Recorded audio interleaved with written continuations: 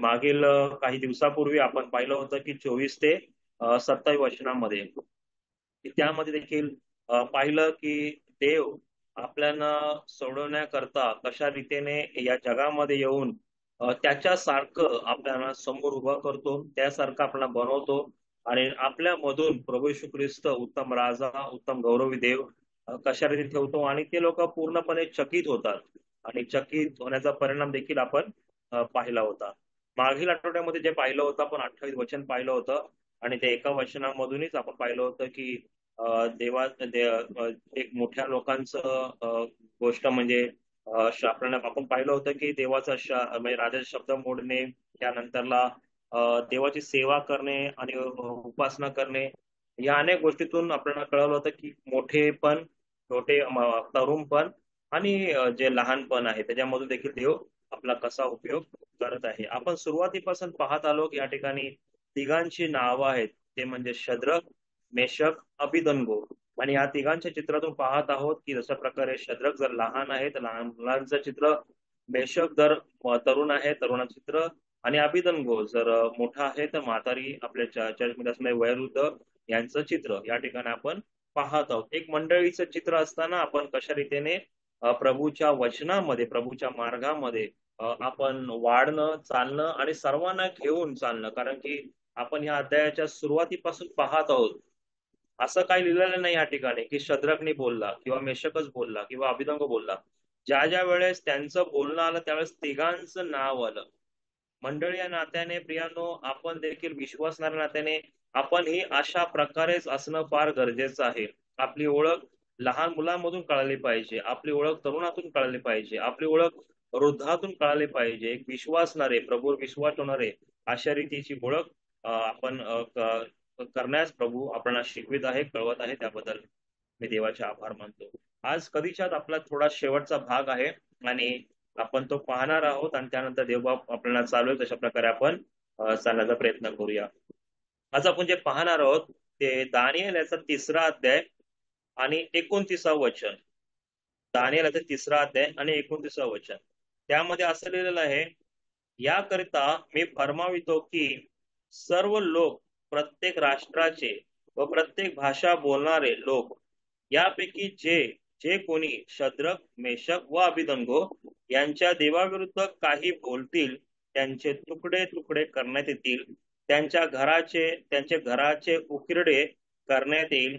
कारण अशा प्रकारे सोडवण्यास समर्थ असा दुसरा कोणी देव नाही. मी 30 वचन देखील वाचत आहे म्हणजे आपल्याला थोडं कळलं की काय आहे नक्की. नंतर राजाने शद्रक, मेशक व अभिधनगो यास बाबेल परंगण्यात मोठ्या हुद्द्यात चढविले. पियानो, हा जो भाग आहे जो 30 वचनाचा, तो एक स्वर्गाचं चित्र आहे आणि त्याविषयी बघायला बोलायला गेलं किंवा त्याविषयी समजायला गेलं तर प्रियानो ते फार अद्भुत आहे. कारण की देवानी दिलेली ही अद्भुत एक आशा आहे, ती स्वर्गातली आहे आणि त्याच्याविषयी बरेच असे देवाचे सेवक आहेत, त्यांनी शिकवलेलं आहे. परंतु त्या गोष्टी ज्यावेळेस आपण ऐकतो त्यावेळेस त्याचं जे मर्यादा किंवा त्याचं जे सौंदर्य हे समजणं थोडंसं कठीण होऊन जातं. कारण अनेक पुस्तकांमध्ये त्याच्याविषयी लिहिलेलं आहे. जखरा या पुस्तकामध्ये, दानिएलच्या पुस्तकामध्ये आहे, प्रगटीकरणामध्ये व वेळोवेळी अशा प्रकारे प्रत्येक दृष्टांतातून प्रभूंनी या गोष्टी कळवलेल्या आहेत. म्हणून आपण त्या गोष्टी थोडं बघण्यास न जाता आपण 29 वचनाकडे जास्त आपण थोडस लक्ष केंद्रित करणार आहोत. जशा प्रकारे या 28व्या अध्यायामध्ये जे सुरुवातीला जे लिहिलेलं आहे त्यामध्ये असं आहे, याकरता मी फरमावितो की सर्व सर्व लोक, प्रत्येक राष्ट्राचे. बघा, देवाचं ना जेव्हा कार्य असतं ना किंवा देवाचं जे काम आहे ना प्रियांनो, ते नेहमी मोठं आहे. आपला देव हा खरोखर इतका मोठा आहे की त्याची तुलना किंवा त्याचं मर्यादा समजणं कठीण आहे. कित्येक लोकांनी ऐकलं असेल तरी पुन्हा एक गोष्ट सांगतो. बघा, आपण या जगामध्ये राहतो, या पृथ्वीवर राहतो. या पृथ्वीवर राहत असताना ज्या वेळेस आपण विचार करतो की या पृथ्वीचा 30% भाग पाण्याने आहे, सॉरी जमीन आहे, आणि 70% भाग पाणी आहे. आणि ह्या सगळ्या गोष्टी आपल्याला सर्व काही सायन्सच्या द्वारे किंवा अनेक लोकांच्या बोलण्यातून वाचण्यातून आपल्याला ऐकायला आलेल्या आहेत. परंतु ज्या वेळेस या गोष्टीबरोबर आपण देवाची ज्या वेळेस योजना पाहतो, त्यावेळेस हे सर्व तयार करणारा देव आहे. मग प्रश्न हा उत्पन्न होतो की मनुष्याला केवळ राहण्यासाठी 30% का जागा. प्रियानो, जर बघायला गेलं तर देवाची योजना या संदर्भात फार मोठी होती. आज जर बघायला गेलं तर जगाची लोकसंख्या, केवळ भारताची नाही बोलत आहे मी, भारताची लोकसंख्या केवळ 1,500 कोटीच आहे. परंतु जर जगाची लोकसंख्या बघायला गेलं तर 800 करोड पेक्षा जास्त अशी म्हटली जाते. आणि एवढी संख्या, सॉरी, 750 करोड ते 800 करोड अशा प्रकारे जगाची लोकसंख्या आहे. मग या सगळ्या जगाच्या लोकसंख्येला बघत असताना जर त्याला प्रत्येकाला जर ती वाटायला गेली किंवा त्याचं माप घ्यायला गेलं, तर प्रियानो असं गणित निघतं की जगामध्ये जेवढे 800 लोक आहेत ना, 800 कोटी लोक आहेत ना, त्या प्रत्येकाच्या फॅमिलीला कमीत कमी 8 एकर 8 एकर जमीन येऊ शकते. या पाहिलं ना, देवाचं देणं किंवा देवाचं जे सृष्टी उत्पन्न करणं हे इतकं देवाचं आवडीच होतं की देवाने ज्यावेळेस उत्पत्ती निर्माण केली तेव्हा देवाने म्हटलं की तुम्ही काय करा, पृथ्वी सत्तेखाली आणा, तुम्ही त्याच्यावर राज्य करा आणि फळद्रूप व्हा. अशा प्रकारे देवाची योजना होती. परंतु मनुष्याच्या अनेक कल्पनांनी, मनुष्याच्या अनेक वाईट गोष्टींनी, मनुष्याच्या आज्ञा मोडण्याने प्रियानो मनुष्याचे आता विचार केवळ एवढंच झालेले आहे की बाबा मला केवळ 1 BHK किंवा 2 BHK अशा प्रकारचा मनुष्याचा काय झालेला आहे, एक मानसिक पूर्णपणे विचार झालेला आहे. परंतु देवाची जी योजना होती पूर्ण पृथ्वीवर, प्रियानो, देवाची योजना अशी आहे की देव त्यापेक्षा देखील मोठी करू शकतो. अशा प्रकारे आपला देव देणार आहे.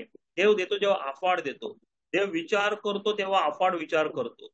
म्हणून ज्या वेळेस ह्या ठिकाणी सुरुवातीला पण ज्या वेळेस तो राजा म्हणतो ना, तेव्हा राष्ट्राचं नाव घेतो. आणि ज्यावेळेस देवाची निवड, ज्यावेळेस देवाचे दास देवाच्या कार्यासाठी उत्पन्न करतो, त्यावेळेस आपल्या प्रत्येक दासांच्या जीवनातून तुम्ही पाहता किंवा समजण्याचा प्रयत्न करता, देव देखील ज्यावेळेस दासाला निवडतो ना, त्यावेळेस त्याला असं म्हणत नाही की बाबा तू तुझ्या फॅमिली पुरता निवडलेला किंवा 10-12 लोकांसाठी निवडलेला असा व्यक्ती आहेस. जेव्हा देव निवडतो त्यावेळेस त्याला अशा प्रकारे निवडतो, तू राज्यासाठी, तू राष्ट्रासाठी, तू लोकांसाठी, एक वंशजासाठी पूर्णपणे अशा प्रकारे निवडणारा आपला देव आहे. आपला प्रत्येकाच्या परीक्षाचं वचन आहे, माहिती आहे, ते म्हणजे उत्पत्ती याचा 12वा अध्याय आणि दुसरं वचन. त्या ठिकाणी अब्राहमाची निवड देवाने केली. देवाने त्याला सांगितलं की बाबा तू आता आपले नातेवाईक सोड. पण दुसऱ्या वचनामध्ये ज्यावेळेस वाचतो ना, इतका आनंद होतो ना की देवबाप काय म्हणतो त्या ठिकाणी, मी तुझ्यापासून नवीन राष्ट्र निर्माण करणार, तू आशीर्वादित होशील. किती देवाचं देणं आहे ना, देवाची निवड किंवा देवाला कोणाला घडवायचं आहे तर किती उत्तम रीतीने घडवणारा हा देव या ठिकाणी दिसत आहे. राष्ट्र मोठं, पूर्णपणे मोठं, जे मनुष्याच्या डोळ्यामध्ये मावणार नाही, मनुष्याला किती उंच केलं तरी दिसणार नाही, समजणार नाही, एवढी जागा, एवढे लोक देव देतो. कशासाठी? केवळ तू माझा निवडलेला आहेस, मी तुला निवडलेला आहे. होय, देवाचं देणं इतकं उत्तम आहे प्रियानं. म्हणून देवाने ही मनुष्याला पूर्ण पृथ्वी दिली. परंतु मनुष्याच्या पापांमुळे पूर्णपणे या पृथ्वीवर आता पाण्याचा जास्त भाग आहे, जमिनीचा कमी भाग आहे. परंतु त्यातून देखील देव आपल्याला आनंदित आणि सुखी आणि समाधानी ठेवणारा आणि आपली काळजी घेणारा असा आपला हा देव आहे. प्रियानो, केवळ असंच आहे का? परंतु ज्या वेळेस देव आपल्याला देतो किंवा आपल्याला निवडतो त्यावेळेस कशा प्रकारे ह्या अब्रामाची निवड केलेली आहे.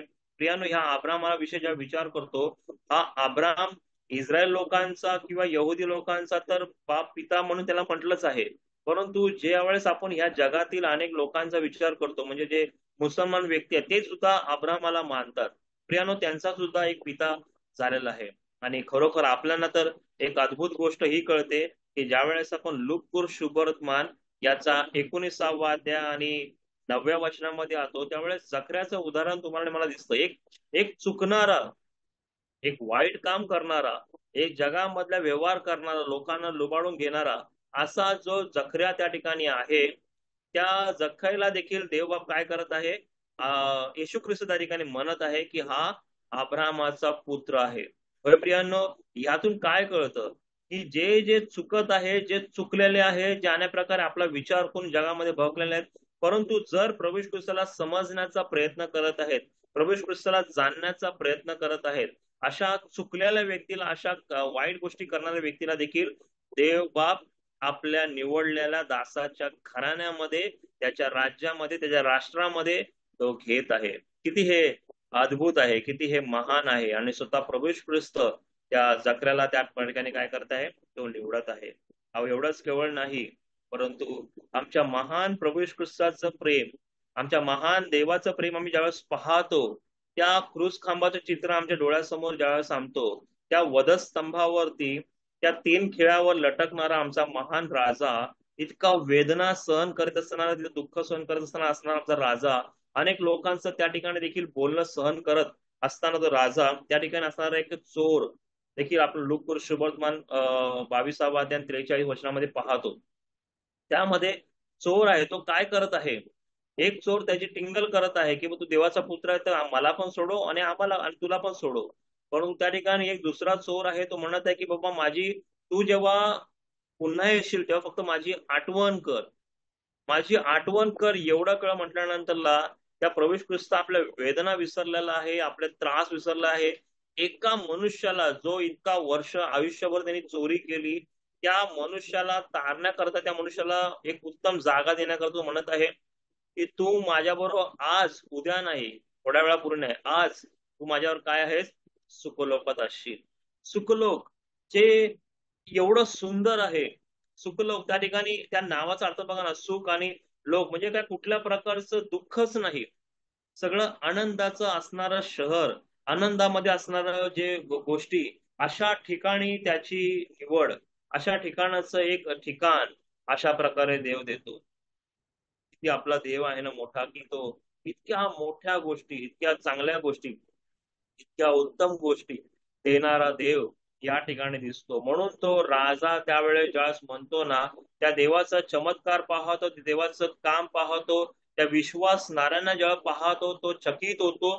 आणि चकित झाल्यामुळं त्या जीवनामध्ये हे शब्द आलेले आहेत, की काय आलेले आहेत, की हा छोटा देव नाहीये, हा केवळ मी जी मांडलेली मूर्ती तेवढा देव नाहीये, एवढी हाईट वाला नाहीये, हा देव केवळ माझं राष्ट्र झुकेल एवढा देव नाहीये. हा देव ह्या सन्मानाचा आहे की पूर्ण जग जरी झुकलं, पूर्ण जग जरी त्या पुढे पुन्हा पाया पडलं, तरी तो त्यापेक्षा त्यामधून मावणारा असा आमचा महान देव आहे. म्हणून त्यांनी ते ओळखल्यामुळे प्रियानो या ठिकाणी तो म्हणत आहे की प्रत्येक भाषा लोकांच्या राष्ट्रामध्ये, राष्ट्रामध्ये या गोष्टीचा काय करा, परमान करा. होय प्रियानो, आज तुम्हाला आणि मला देवाने आपलं प्रेम कळवलेलं आहे. तर प्रियानो, तुम्हाला आणि मला देव ना अशा प्रकारे उपयोग करून घेणार आहे. तुम्हाला आणि मला कधी कळत नाही, तुम्हाला आणि मला कधी समजत नाही, पण देव आपला उपयोग अशा मोठ्या मोठ्या गोष्टींसाठी करून घेतो, त्याचा गौरव करण्याकरता, त्याचं प्रेम करण्याकरता. एक दिवशी आपण ज्यावेळेस प्रभूकडे जाणार, त्यावेळेस प्रभू इकडे जगातल्या लोक देखील आपली जोड करणार. हे लोक म्हणजे देवाची लोक, हे लोक म्हणजे स्वर्गातले लोक, या लोकांना आम्ही पाहिलं असतं आणि किती विश्वास ठेवला असतं. अशा प्रकारे देखील प्रियांना आपलं आणि तुमचं आणि माझं एक एक ओळख अशा प्रकारे होणार आहे. आणि देवाने दिलेला हा एक अद्भुत आशीर्वाद या ठिकाणी दिसत आहे. प्रियांनो, पुढत असताना असं लिहिलेलं आहे, व प्रत्येक भाषा बोलणारे लोक यापैकी, बघा त्या ठिकाणी पुन्हा ते आलेलं काय आहे, की राष्ट्र तर अनेक आहेत. तो राष्ट्रामध्ये भरपूर असे राष्ट्र आहेत, की त्या राष्ट्रांविषयी विचार करायला गेला तर भरपूर काय राष्ट्र आहे. परंतु त्यामध्ये एक समस्या आहे, त्यामध्ये अशी समस्या आहे की भाषाचं गोंधळ किंवा भाषा वेगवेगळ्या असल्या कारणाने या राजाने त्याचं देवाचं योग्य पण समजल्यामुळे तो म्हणत आहे केवळ राष्ट्रामध्ये फरमानली पाडू नका, केवळ त्यांच्या मंत्र्यांनाच कळ अशा प्रकारे पाडू नका, परंतु प्रत्येक व्यक्तीला त्यांच्या भाषेमध्ये कळावं अशा प्रकारे पाठवा. त्यानु ही देवाची किती अद्भुत मोठी कृपा आहे ना, किती आज कृपा आज देखील आपण पाहत आहोत. जर बायबलचं भाषांतर बघा गेलं, या बायबलला समजण्याचा प्रयत्न केला तर प्रियानो इब्रू भाषा किंवा ग्रीक भाषामध्ये आलेलं, परंतु देवाची ही महान कृपा आहे की आपल्या ज्या मराठी भाषेमध्ये आज देव बाप्पांनी हे सुंदर वचन, हे सुंदर प्रेम आपल्याला जाहीर केलेलं आहे. प्रियानो, कित्येक वेळा काय होतं माहितीये का, की देवाने ही गोष्ट यासाठी केली की त्याचं ते महान सामर्थ्य प्रत्येकाला कळावं. परंतु ज्या वेळेस या भाषेला आपण समजण्याचा प्रयत्न करतो, त्यावेळेस प्रत्येक अशा समस्या आल्या, प्रत्येक अशा गोष्टी आल्या, त्यावेळेस देवानी त्या त्या काळामध्ये देवानी मोठ्या प्रकारचं सहाय्य पुरवलं. आपण बघा ना, ह्या दानिएलच्या पुस्तकामध्ये आपण पाहत आहोत, त्यामध्ये पहिला अध्याय चौथा वचन तुम्ही वाचलात ना, त्या ठिकाणी राजाने काय केलं, इस्रायलतील काही मुलांना किंवा त्यांना गुलाम करण्याकरता, राजपदासाठी निवड करण्याकरता त्यांना तयार केलं. आणि त्या ठिकाणी एक शब्द आलेला आहे की बाबा आपली भाषा त्यांना शिकवा, आपली भाषा त्यांना शिकवा. म्हणजे काय आहे, शद्रक मेषक अभिनंदो किंवा दानियल हे सुद्धा एक राजाची भाषा शिकलेले आहे. आणि देवाने त्यांना किती ज्ञान दिलेलं आहे, आणि त्या ज्ञानाचा उपयोग करून ते ह्या ठिकाणी देवाचं गौरव करत आहे. भाषा कुठली असो, परंतु ज्या वेळेस आपण देवाचं गौरव करण्याची इच्छा धरतो किंवा त्या प्रभूला समजण्याचा प्रयत्न करतो, प्रियांनो, त्या भाषेमध्ये देव आपला उपयोग करून उत्तम रीतीने उपयोग करून घेणारा आपला महान देव आहे, महान गौरवी राजा आहे. प्रियानो, ज्या वेळेस आपण पाहतो ना प्रियानो, मार्कुस शुभवर्तमान याचा 16वा अध्याय 17 वचनामध्ये, त्यावेळेस प्रभू येशू ख्रिस्त शिष्यांना शेवटचं भाषण करत आहे, म्हणजे मरणातून उठलेला आहे आणि त्यांच्याशी भेटी घेतलेली आहे. आणि भेटी घेत असताना त्या ठिकाणी देखील प्रभू येशू ख्रिस्त त्याची कळवळ त्या ठिकाणी आहे की तुम्ही जा, सर्व राष्ट्रांमध्ये सुवार्ता सांगा, त्यांना देवाचा गौरव सांगा. आणि देव सांगायचं की तुमच्यामध्ये मी अशा भाषांचा तुमच्यामध्ये अशा भाषा तुम्हाला बोलता येईल अशा प्रकारे तुम्हाला सहाय्य करेल. देव पण ही महान कृपा तुम्हाला आणि मला दिलेली आहे की अशा लोकांमध्ये जाऊन आपण देवाचं गौरव करणं फार गरजेचं आहे. आपण फक्त इच्छा बाळगणं की प्रभू मला शिकवायचं आहे या बहिणीला, या भावाला, या सर्वांना.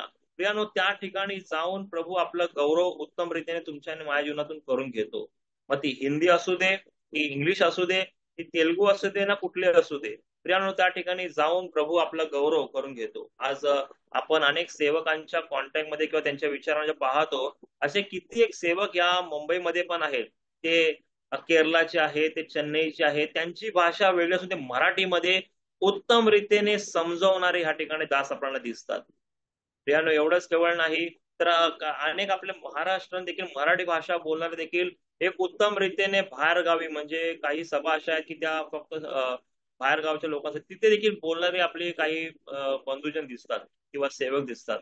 प्रियानो, हे किती अद्भुत आहे ना, किती महान आहे ना, की देवाने ते सांगितलं, परंतु देवाने जशा प्रकारे तो पूर्ण करणारा, आणि अशा प्रकारे भाषातून देखील आपलं गौरव प्रकट करणारा, आपली महानता कळवणारा आपला महान देव या ठिकाणी उत्तम रीतीने कळतो. प्रियानो, एक गोष्ट मला तुम्हाला सांगायची आहे आणि ती फार गरजेची आहे. आजकाल ह्या भाषेमुळे देखील अनेक प्रकारचा गोंधळ विश्वासणाऱ्यांमध्ये देखील झालेला आहे. कालच्या दिवसामध्ये घडलेली उत्तम रीती गोष्ट आहे, मी बंधूंशी आता शेअर करत होतो. त्यामध्ये देखील प्रियानो, आजकाल असं झालेलं आहे की एक सैतानाने अशा प्रकारचा गोंधळ लोकांमध्ये माजवलेला आहे की पूर्णपणे लोक, जर तारण पावले लोक त्या गोष्टीमुळे मागं जात आहे. त्यांना बोलत आहे की तुम्हाला जर अन्य भाषा आली नाही तर तुमचं तारण झालेलं नाहीये, तुमच्यामध्ये पवित्र आत्मा नाहीये. प्रियानो, अशा प्रकारचा गोंधळ आज लोकांमध्ये चाललेला आहे. तर प्रियानो, त्यांना देखील कळवणं, त्यांना देखील समजवणं फार गरजेचं आहे. ही गोष्ट माझ्या जीवनात देखील झाली की मी अनेकांना सांगतो की अरे बाबा अन्य भाषा वगैरे नाहीये, पण त्यावेळेस मी काय बोलू, कसं सत्य सांगू. प्रियानो, बायबलमध्ये वाचल्यानंतर तुम्हाला आणि मला हे सत्य उत्तम रीतीने कळणार सत्य आहे. मी तुम्हाला फक्त एवढं सांगेन प्रियानो, तुम्ही पहिले करे त्याचं 14वा अध्याय, त्यामध्ये काही वचन आहेत, तुम्ही पहा. त्या ठिकाणी तिथे पण काही तोच गोंधळ आहे, जो गोंधळ आज आपल्यामध्ये काही विश्वासणाऱ्या लोकांमध्ये होत आहे. प्रियानो, अशा रीतीने की भाषा म्हणजे ती अशी असली पाहिजे, ती लिहिता आली पाहिजे, ती बोलता आली पाहिजे, तिचं स्पष्टीकरण करता आले पाहिजे, मगच तिला काय म्हणतात, भाषा म्हणतात. परंतु काही लोकांनी असं गोंधळ केलेला आहे की बाबा तू फक्त बडबडत राहा, ती तुझी भाषा, ती देवाची आणि तुझी एक भाषा असते. मग त्यावेळेस काय होतं, एक भेदभाव होतो. जशा प्रकारे त्यांना तीच गोष्ट कळवताना, त्या बहिणीला सांगताना देवाने तो उपयोग केला. अनेक असे दोघं तिघं बंधू बहीण होते की त्यांना सांगताना प्रभूने हा उपयोग केला की जेणेकरून प्रभूने दाखवलेलं आहे, क्लिअर सांगितलेलं आहे की भाषेचा जर अर्थ सांगता येत नाही त्या ठिकाणी बोलूच नये, याचा युजच करू नये. परंतु प्रियानो, अशा सर्व बंधूंना आज तुम्हाला आणि मला देखील प्रभू चालवत आहे, व त्यांना ह्या सर्व गोष्टी अभ्यासपूर्वक आपण सांगणं फार गरजेचं. एक काळ होता, त्या काळामध्ये ती गरज होती. म्हणजे कुठला काळ, ज्यावेळेस आपण प्रेषित कृत्य 2रा अध्याय आणि 4थं वचन त्यातून पुढची वचनं पाहतो त्यावेळेस पेंटिकोस्टचा दिवस होता. त्यावेळेस त्या ठिकाणी काही भाषा समजणारी लोक आली होती, वेगळ्या भाषेची लोक आली होती. त्यावेळेस त्यांना कळावं, त्यांना समजावं, यासाठी ते आकर्षाने बघत असताना त्यांना कळाव्यात म्हणून पेत्र, योहान, याकूब यांच्याद्वारे देवाने त्यांच्याद्वारे त्या अन्य भाषा किंवा त्यांच्या भाषेमध्ये देवाने त्यांच्याशी बोललेलं आहे. आणि असं लिहिलेलं आहे की त्यांचं तारण झालेलं आहे, त्यांनी प्रभू ख्रिस्त विश्वास ठेवला आणि बाप्तिस्मा देखील घेतलेला आहे. प्रियानो, भाषेचा परिणाम हा होणं गरजेचं आहे. येशूवर विश्वास ठेवणं आणि बाप्तिस्मा घेणं.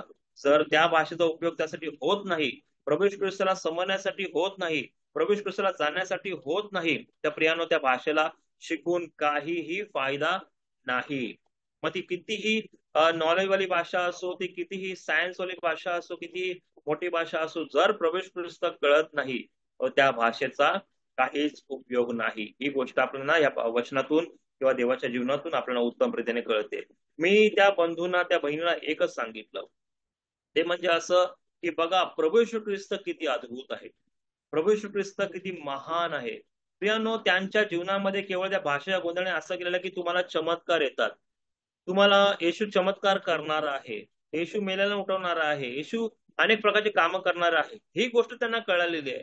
पण त्यांना व्यक्तिवाचक प्रभू येशू ख्रिस्तच कळालेला नाहीये. तो आमचा राजा आहे, तो आमचा देव आहे, तो आमचा सर्वस्व आहे, ही गोष्ट त्यांना जवळून कळाली नाही. आणि प्रभूंनी अशा प्रकारे त्यांना सांगण्यासाठी देखील उपयोग करून घेतला. माझं सांगण्याचं कर्तव्य, सांगायचं महत्व हेच आहे प्रियांनो, की अशा रीतीने तुमचा आणि माझा देखील उपयोग प्रभू करणार आहे, करत आहे. त्यामुळे आपण या प्रत्येकाशी बोलणं, समजून बोलणं, त्यांना दुखून नाही परंतु समजून बोलून त्यांना सांगणं, आज तुम्हाला आणि मला देखील प्रभू या ठिकाणी सांगत आहे. कारण की प्रभूची इच्छा आहे प्रत्येक भाषा असणाऱ्या लोकांना त्याचं गौरव, त्याची महिमा कळावी. प्रियानो, या ठिकाणी ज्यावेळेस आपण पाहतो त्या प्रेषित कृत्यामध्ये, त्यामध्ये असलेल्या 2 ते 4थ्या वचनामध्ये, की ते भाषा बोलायला लागले ना, त्यावेळेस ते लोक आकर्षणे ऐकायला लागले. त्यांचं मन दुसऱ्या गोष्टी न लागता त्यांच्या त्या देवाच्या गौरवी गोष्टी त्यांचं मन लागलेलं आहे, त्यांच्या विचारात त्यांचं मन लागलेलं आहे आणि ते फार इंटरेस्टने ऐकत आहेत. ज्यावेळेस आपण देवाचं प्रेम सांगतो, देवाच्या गोष्टी सांगतो ना, त्यावेळेस प्रियानो हे सर्व लोक ऐकणारी आणि देवाला गौरवणारी अशा लोकांना, व्यक्तीचं अशा प्रमाणे आपल्या सगळ्या जगातील लोक बनतात. आणि प्रियानो, प्रभूंनी हे गोष्ट ज्या राजाच्या जीवनामधून केलेली आहे, त्यातून या गोष्टी कळत प्रत्येक भाषा लोकांमध्ये तो ते कळवत आहे. प्रियानो, पुढे जात असताना या ठिकाणी पुन्हा एक वार ते नाव येत आहे जे आपण सुरुवातीपासून ऐकत आहे. ते म्हणजे असं आहे की यापैकी जो कोणी शद्रक, मेषक व अभिधनगो यांच्या देवाविरुद्ध काही बोलतील. प्रियानो, पुन्हा एक वार शद्रक, मेषक, अभिधनगो यांचं नाव आलेलं आहे. यातून एक गोष्ट आपल्याला पुन्हा एक वार कळते की ते मंडळीचं चित्र या ठिकाणी कळत आहे. पहिलं राष्ट्रातून कळालं आपल्या देवाचं चित्र, नंतर भाषेतून कळाला प्रभू ख्रिस्ता प्रेमाचं चित्र, आता या ठिकाणी मंडळीचे चित्र या ठिकाणी दिसत आहे. शद्रक, मेषक, अभिधनगो यांच्या जीवनातून मंडळी चित्र दिसत आहे. प्रियांनो, आपण ज्यावेळेस सुरुवातीपासून ज्यावेळेस पाहत आहोत की ज्यावेळेस आपल्या मंडळीमध्ये एखादा लहान बाळ, त्याला आपण ज्यावेळेस प्रभूच्या प्रेमामध्ये वाढवतो, प्रभूच्या गोष्टी सांगून त्याला वाढवतो, त्यावेळेस काय घडतं? एखादा तरुण ज्यावेळेस त्याशी आपण बोलतो, मित्राप्रमाणे बोलून त्याला समजून प्रभूच्या प्रेमाचं गौरव त्याला कळवतो, त्यावेळेस काय होतं? ज्यावेळेस आपले एखादे वृद्ध आंटी किंवा अंकल, जे मोठे लोक आहेत, त्यांना ज्यावेळेस प्रभूचं प्रेम कळतं, प्रभूच्या वचनामध्ये वाढतं, प्रियानो, त्यांच्याने आपल्या मंडळीच्या साक्षीद्वारे एक अद्भुत अशी गोष्ट होते की त्यांच्या देवाचा, या ठिकाणी काय, शद्रक, मेषक यांच्या देवाविरुद्ध, होय, तो तुमचा आणि माझा अद्भुत देव होतो, तुमचा आणि माझा अद्भुत राजा होतो. केवळ तुम्हाला आणि मला केवळ एक एक एक एक कामासाठी फक्त यूज केलेला आहे, परंतु आपल्या वागणुकीमुळे, आपल्या ह्या व्यवहारामुळे, आपल्या ह्या ख्रिस्ती जीवनामुळे अशा प्रकारचा गोष्ट होते की देवाला योग्य स्थान देणारा व्यक्ती समजतो. थोडक्यात बघायला गेलं तर देवाला घाबरणारा व्यक्ती पण. या जगामध्ये सगळ्या गोष्टीला मनुष्य घाबरू शकतो, सगळ्या गोष्टीला घाबरतो, परंतु एक गोष्ट कधी होत नाही की मनुष्य काय होतोय, की देवालाच घाबरत नाही. होय प्रियानो, ही स्थिती आज जगामध्ये झालेली आहे. परंतु या दाखल्यातून किंवा या गोष्टीतून आपल्याला उत्तम रीतीने सांगत आहे की तो राजा देवाचं सांगत असताना त्यांना एक प्रकारे देवाचं भय देखील सांगत आहे. कारण की तो खरोखर तो भस्म करणारा अग्नी आहे. तो प्रेम करणारा देव आहे, परंतु भस्म करणारा अग्नी सुद्धा आहे. तो पावित्र्याने सामर्थ्याने भरलेला आपला देव आहे. प्रियानो, ज्या वेळेस आपण स्तोत्र संहिता 96 आणि त्याचं 14 वचन वाचतो, त्यामध्ये असलेलं आहे की त्याच्या आजूबाजूला अग्नी फिरते. त्याच्या अग्नीने पूर्णपणे पर्वत मेणाप्रमाणे वितळतात. आपला देव इतका सामर्थ्यशाली आहे. आपला देव इतका अद्भुत आहे. ज्या ज्या वेळेस देवाचं नाव कुठल्या वेगळ्या ठिकाणी घेतो, त्यावेळेस तो कोप जणू काय आपलं येऊ शकतो किंवा ती शिक्षा आपल्याला होऊ शकते. परंतु ही देवाची कृपा आहे की देव आपल्याला तशा प्रकारे शिक्षा करत नाही. देव आपल्याला कृपा करतो, देव आपला दया करतो, देव आपला प्रीती करतो. यामुळे त्या देवाला समजणं, आपल्या वागणुकीतून, आपल्या मंडळीद्वारे, आपल्या प्रत्येक बंधू आणि बहिणीद्वारे देवाचं भय लोकांना कळणं फार गरजेचं आहे.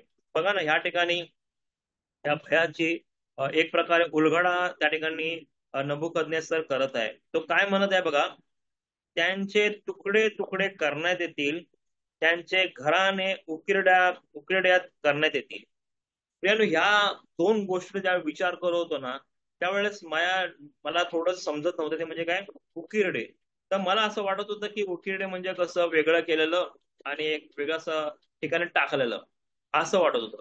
परंतु ज्या वेळेस या उकिरड्या ह्याचं जेव्हा मी थोडस बघायला गेलो, ते असं आहे ठिकाण की ज्या ठिकाणी ना कचरा टाकतात, त्या ठिकाणी राख टाकतात, त्या ठिकाणी घाणेरड्या गोष्टी टाकतात, जे मनुष्य कधी पसंत करणार नाही, त्याला कधी उपयोगाला होणार, त्याला बघणार सुद्धा नाही, असला प्रकारचा कचरा त्या ठिकाणी टाकणं, अशी स्थिती आहे. परंतु या ठिकाणी काय सांगत आहे की त्यांचे तुकडे तुकडे करून तिथे टाकण्यात येतील उकिरड्यावर. आणि केवळ असं नाही, त्याच्या घराण्याचे पण, घरानं पूर्णपणे घरानं. यानो, देवाचं नाव व्यर्थ घेणं किंवा देवाला योग्य रीतीने न समजल्यामुळे ही भयंकर स्थिती आज अविश्वासणारं येऊ शकते. देवाचं नाव व्यर्थ घेणाऱ्यावर येऊ शकते. म्हणून आज प्रभू पुन्हा एक वार तुम्हाला आणि मला एक जिम्मेदारी देत आहे. आपल्या वागणुकीतून आपला देव किती पवित्र आहे हे दाखवणं गरजेचं आहे. आपल्या प्रत्येक बोलण्यातून प्रभू येशू ख्रिस्त किती महान आहे आणि त्यांनी ही भाषा आपल्याला दिलेली आहे, भाषेतून तो आपल्याला कळवणारा आपला देव आहे हे समजणं गरजेचं आहे. आपला देव केवळ मुंबईला किंवा आपल्या छोट्याशा एरियाला बघणारा किंवा आपण ज्या ठिकाणी राहतो कोल्हापूर किंवा काही म्हणा या ठिकाणी राहतो एवढ्याच ठिकाणाला बघणारा असा देव नाही. देव पूर्ण जगाला आणि राष्ट्राला बघणारा देव आहे. पूर्ण महाराष्ट्राला, पूर्णपणे दिल्लीला, पूर्णपणे भारताला, आतील देशाला बघणारा हा देव आहे. फार मोठा देव आहे.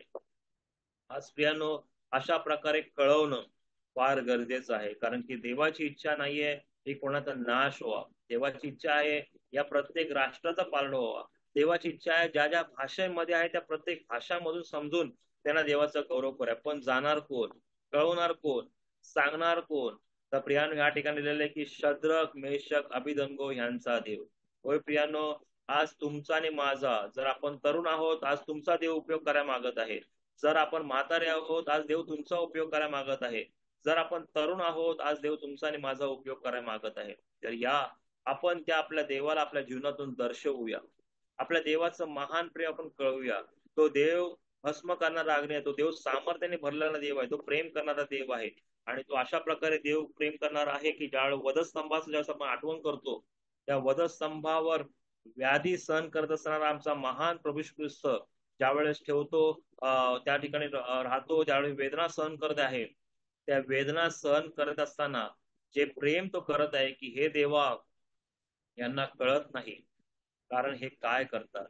होय प्रियाना, वेदनाकडे दुर्लक्ष करून आपल्यासारख्या चुकणाऱ्या, आपल्यासारख्या देवाचं नाव व्यर्थ घेणाऱ्या अशा लोकांना क्षमा करणारा, अशा लोकांना प्रेम करणारा आणि पूर्णपणे प्रीती करणारा हा महान प्रभू ख्रिस्त आहे हे कळवणं तुमचं आणि माझं काम आहे. आणि प्रभू या सगळ्या गोष्टी करण्याकरता तुम्हाला आणि मला सहाय्य करो. जशा प्रकारे या ठिकाणी शेवटच्या वचनामध्ये सांगितलेलं आहे की काय सांगितलेलं आहे की शद्रक मेषक अभिधंगो याच बाबेल पारंगार मोठ्या उद्यावर चढवावे. होय प्रियानो, आपला देव एक दिवशी तुम्हाला आणि मला देखील अशा प्रकारे उद्यावर चढवणार आहे, त्या स्वर्गाच्या उद्यावर, त्या देवाच्या गौरवाच्या राज्याच्या उद्यावर. आज त्याची तयारी तुम्ही आणि मी आतापासून करूया. त्याचं काम करण्यासाठी आपण तयार करू.